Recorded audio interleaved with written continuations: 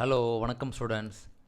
DS Reddy புக்கில் bank ரீகான் சாப்டரில் exercise 19 okay.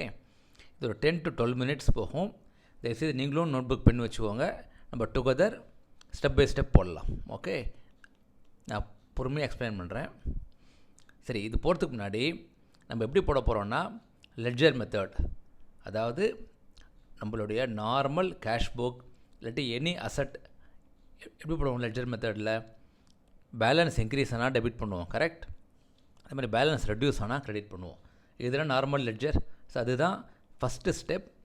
Second step, always go from cash book to passbook.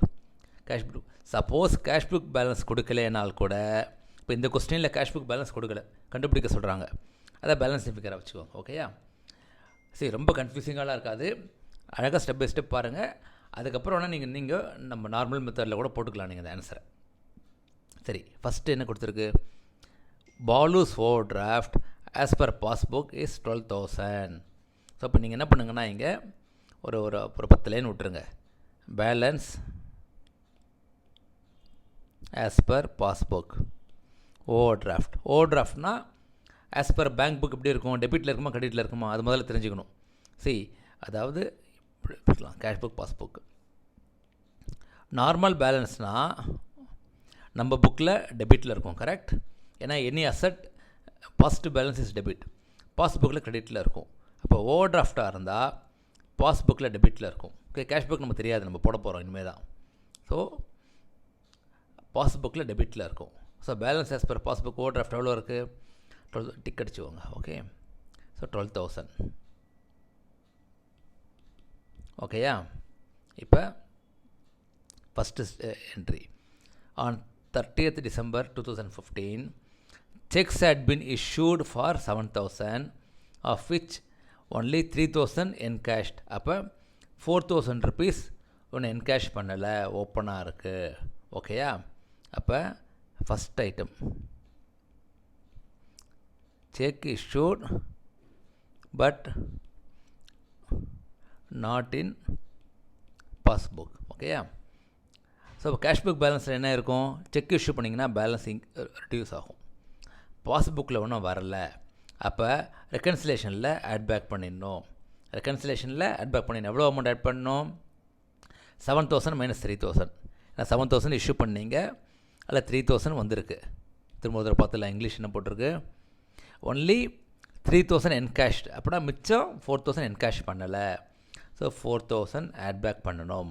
ஏன்னா நீங்கள் balance குறைச்சிருப்பீங்க check issue பண்ணும்போது, இப்போ ஆட் பேக் பண்ணிடணும். ஓகேயா?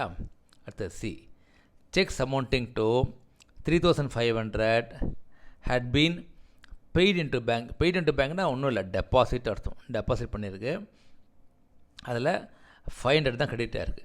அப்போ 2,500 நாட் எட். ஓகேயா?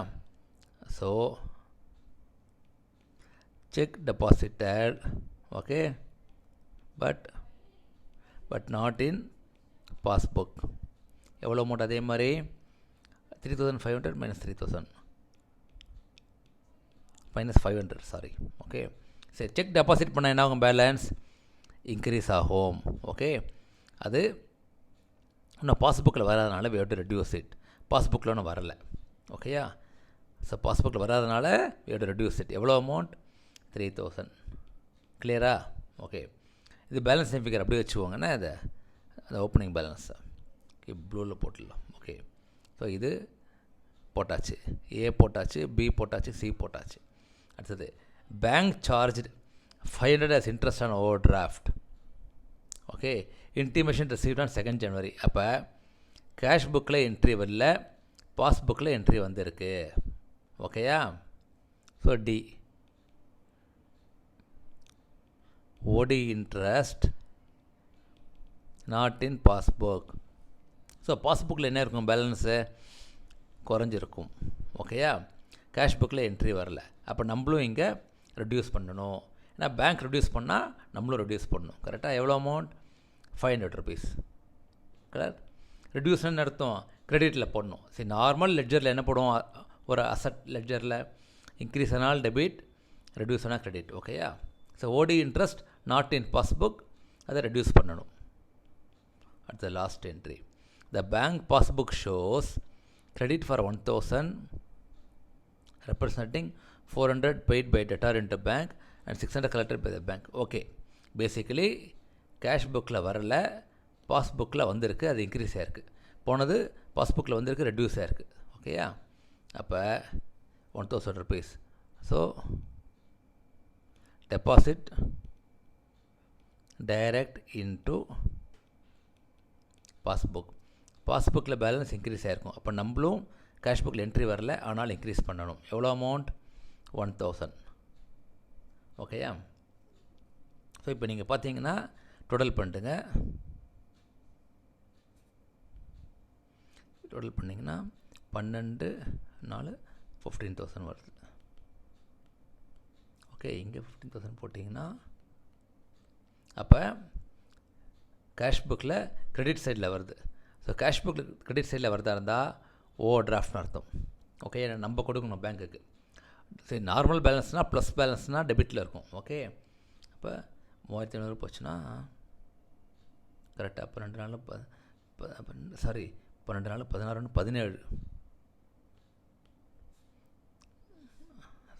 17 ஒரு நிமிஷம் 12 13 17. ஓகே, 17ல் 3 போச்சுன்னா 14. So 13,500 is the overdraft balance. Okay, OD as per cash book 13,500. Okay, இங்கே ஆன்சர் நம்ம பார்க்கக்கூடாது, ஏன்னா நமக்கு தெரியாத ஆன்சர். ஆனால் இப்படி தான் சம் போடணும். ஓகேயா? இப்போ நீங்கள் போடுறதா இருந்தால் உங்களுடைய நார்மல் மெத்தடில் போடலாம், ஆட் லெஸ் சொல்லிட்டு. ஆனால் அப்படி போடுறது ரொம்ப அட்வான்ஸ்டு மெத்தட்.